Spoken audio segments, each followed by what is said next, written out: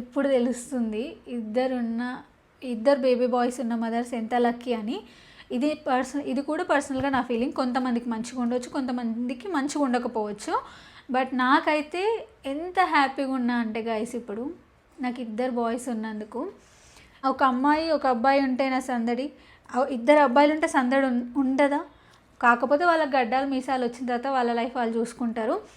ఇప్పుడు పిల్లలు పుట్టిన తర్వాత మనకు బాధ్యతలు పెరిగిపోతుంటాయి. మన మీద మనం కేర్, మన ఎంజాయ్మెంట్ మీద ఇవన్నీ మనం ఎక్కువ కేర్ తీసుకోము.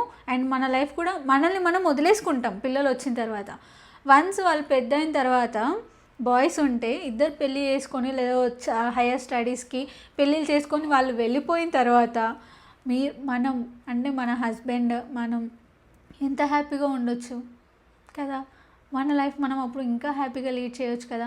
అమ్మాయి కూడా పెళ్లి చేసి పంపిస్తాం, బట్ అమ్మాయి అనేది బయటికి వెళ్ళినా ఇంట్లో ఉన్న మన మైండ్లో ఎప్పుడు తిరుగుతూనే ఉంటుంది. వాళ్ళ బాధ్యతలు ఎప్పుడు మన మైండ్లోనే ఉంటాయి.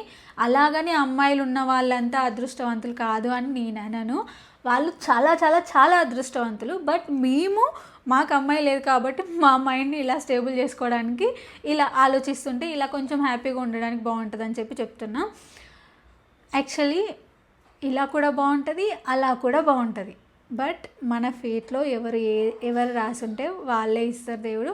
సో కొంచెం ఆలోచించి మీ థర్డ్ ప్రెగ్నెన్సీ అనేది ఒకరు చెప్తే అది తీసుకునే సజెషన్ కాదు. మీ బాడీ మీకు ఏం చెప్తుంది, మీ పాస్ట్ మీరు ఫ్యూచర్లో ఎలా చూసుకోగలుగుతారు, మీ సరౌండింగ్స్, మీ సపోర్టివ్ సిస్టమ్ ఎలా ఉంది అనే దాన్ని బట్టి మీరు ప్లాన్ చేసుకోండి.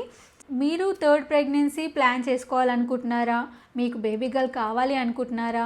సో ఇప్పుడు మీరేమనుకుంటున్నారు మీ థర్డ్ బేబీ గురించి అని మీరు నన్ను అడగొచ్చు. మీకు అలా క్వశ్చన్ మీ మైండ్లో రావచ్చు.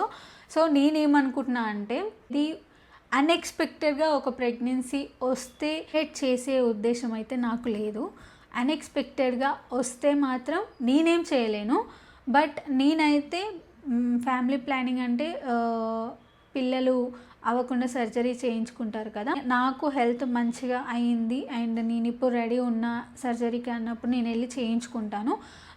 బిఫోర్ దట్ నాకు ప్రెగ్నెన్సీ వస్తే దాన్ని టర్మినేట్ చేయించుకునే ఉద్దేశం అయితే నాకు లేదు. ఫైనల్గా నా థర్డ్ ప్రెగ్నెన్సీ గురించి అండ్ మీరు అడిగిన థర్డ్ ప్రెగ్నెన్సీ సజెషన్ గురించి అయితే నా ఒపీనియన్ అయితే ఇది.